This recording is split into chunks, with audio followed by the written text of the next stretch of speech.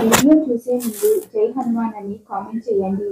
ఈ సంవత్సరం శ్రావణ పౌర్ణమి ఆగస్టు 19వ తేదీన వచ్చింది. ఈ శ్రావణ మాసంలో వచ్చే పౌర్ణమి చాలా శక్తివంతమైనది. అందులోనూ సోమవారం రోజు రావడం ఇంకా విశేషం. ఎందుకంటే ఆ పరమేశ్వరునికి కార్తీక మాసం అంటే ఎంత ఇష్టమో శ్రావణ మాసం అంటే కూడా అంతే ఇష్టం. కాబట్టి ఈశ్వరునికి ఇష్టమైన సోమవారం రోజున పౌర్ణమి రావడం చాలా ప్రత్యేకం. మరి ఇంతటి శక్తివంతమైన రోజున కొన్ని నియమాలను పాటిస్తే చాలు, మీకు ఎలాంటి కష్టాలు లేకుండా మీ ఇంటికి అఖండ రాజయోగం వరిస్తుంది. అలాగే మీ జీవితం ధన్యమవుతుంది. ఈ సోమవారం రోజున పౌర్ణమి వచ్చిన సందర్భంగా ప్రతి ఒక్కరూ ఖచ్చితంగా ఇంట్లో పూజ చేసుకోవాలి. ఈ రోజున చేసే పూజల వల్ల మీకు రెట్టింపు పుణ్య ఫలితం లభిస్తుంది. శివుడిని ఈ రోజున పూజిస్తే మాత్రం మీ కొంగు బంగారమైనట్లే అని పండితులు అంటున్నారు. ఈ రోజున పూజ చేసే వాళ్ళు మీ పూజ గదిలో ఉన్న శివపార్వతుల పటానికి గంధం బొట్టు మాత్రమే పెట్టాలి. ఎట్టి పరిస్థితుల్లోనూ కుంకుమ బొట్లు పెట్టకూడదు. ఎందుకంటే ఆ పరమేశ్వరుడు ఎల్లప్పుడూ తపస్సులోనే ఉంటాడు.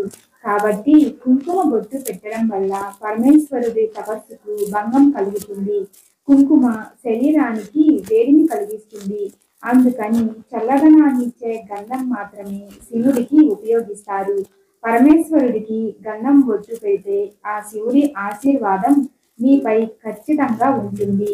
అలాగే పరమేశ్వరుని పూజలో ఎరుపు రంగులో ఉన్న పూలను కూడా పెట్టకూడదు. పసుపు రంగులో ఉన్న పూలతోనే శివుడిని పూజించాలి.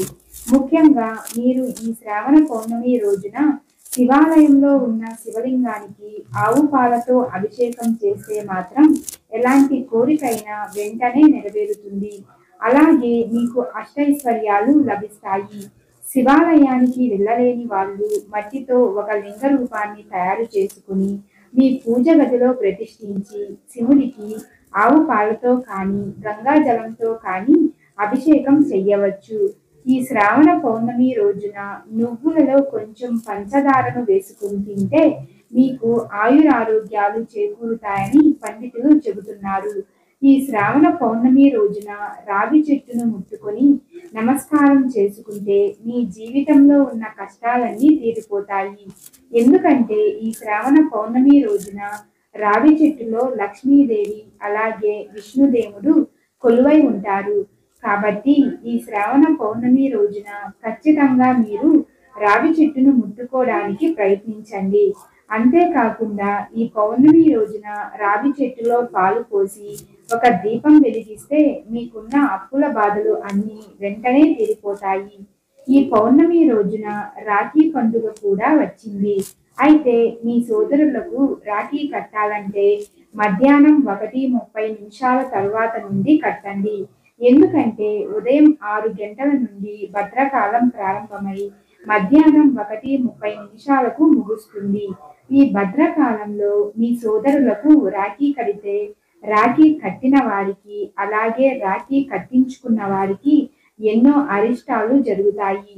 కాబట్టి భద్రకాలం ముగిసిన తర్వాతే మీ సోదరులకు రాఖీ కట్టండి. రాఖీ కట్టడానికి మంచి సమయం మధ్యాహ్నం 1:30 నుండి సాయంత్రం 7 గంటల లోపు మీ సోదరులకు రాఖీ కట్టవచ్చు.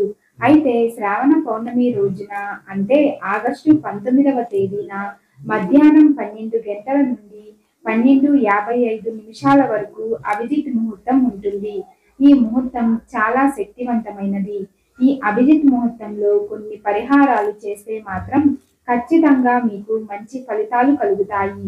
కాబట్టి ఈ అభిజిత్ ముహూర్తంలో మీ కాలికి నల్లదారాన్ని కట్టుకుంటే మీకున్న డబ్బు సమస్యలన్నీ తీరిపోతాయి. ముందుగా ఒక నల్ల దారాన్ని తీసుకుని మీ పూజ గదిలో పెట్టండి. అప్పుడు ఈ నల్ల దారానికి అత్యంత దైవశక్తి వస్తుంది. తర్వాత మీ పూజ గదిలో ఉన్న దారాన్ని తీసుకొని మీ కాలికి కట్టుకోండి. ఈ నల్ల దారాన్ని ఆడవాళ్ళు అయితే ఎడమ కాలికి, మగవాళ్ళు అయితే కుడి కాలికి కట్టుకోవాలి. చాలా మంది ఇంటిపై నరదిష్టి తగులుతుంది. నరదిష్టి కనుక మీ ఇంటిపై ఉంటే ఆ కుటుంబంలో కష్టాలు, అనారోగ్య సమస్యలు ఏర్పడి ఆ కుటుంబం మొత్తం సర్వనాశనం అవుతుంది. కాబట్టి మీ ఇంటి పైన నరదిష్టి పడకుండా ఉండాలంటే ఈ శ్రావణ పౌర్ణమి రోజున ఒక ఎర్రని వస్త్రం తీసుకుని అందులో కొంచెం రాళ్ళ ఉప్పును వేసి మూటలాగా కట్టండి. ఆ మూటకు కుంకుమ బొట్టు పెట్టి మీ ఇంటి ముందు వేలాడదీయండి. ఇలా చేస్తే మీ ఇంటిపై నరదిష్టి పడకుండా ఉంటుంది. అలాగే మీ ఇంట్లోకి లక్ష్మీదేవి అడుగు పెడుతుంది. ఎందుకంటే ఉప్పు ఎక్కడ ఉంటుందో అక్కడ లక్ష్మీదేవి నివాసం ఉంటుంది. కాబట్టి ఈ పౌర్ణమి రోజున మధ్యాహ్నం ఈ పరిహారం చేస్తే మీ జీవితంలో ఎలాంటి సమస్యలు లేకుండా ఉంటాయి. అలాగే పౌర్ణమి రోజున సాయంత్రం సమయంలో కూడా అమృత గడియలు ఏర్పడ్డాయి.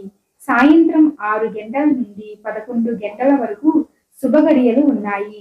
ఈ సమయంలో అనేక శక్తివంతమైన యోగాలు ఏర్పడనున్నాయి. కాబట్టి ఈ శ్రావణ పౌర్ణమి రోజున సాయంత్రం సమయంలో మీ ఇంటి గడప దగ్గర 2 దీపాలను వెలిగిస్తే మీ ఇంటికి లక్ష్మీ కటాక్షం కలుగుతుంది. అలాగే ఈ శ్రావణ పౌర్ణమి రోజున రాత్రి సమయంలో బ్లూ మూన్ కూడా ఏర్పడుతుంది. కాబట్టి పౌర్ణమి రోజున రాత్రి సమయంలో చంద్రుడిని చూస్తూ మీ మనసులో ఏదైనా కోరిక కోరుకొని చంద్రునికి నమస్కారం చేస్తే మీరు కోరుకున్న కోరిక ఖచ్చితంగా నెరవేరుతుంది. పౌర్ణమి రోజున ప్రతి ఒక్కరూ ఉదయాన్నే నిద్రలేచి తలస్నానం చేయాలి.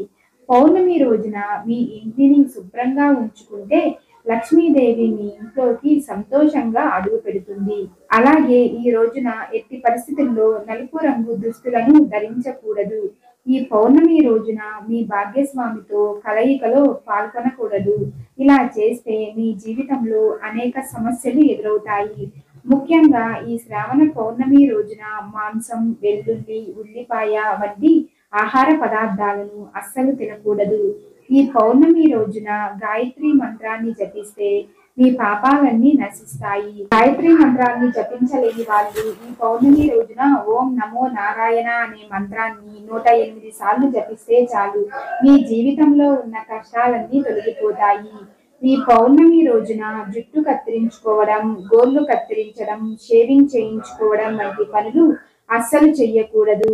ఈ శ్రావణ పౌర్ణమి రోజున ఆవు నెయ్యితో దీపారాధన చేస్తే ప్రతిరోజు పూజ చేసినంత పుణ్య ఫలితం లభిస్తుంది.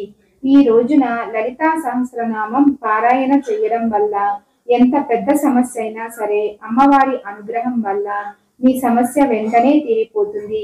ఈ వీడియో మీకు నచ్చినట్లయితే లైక్ చేసి షేర్ చేయండి.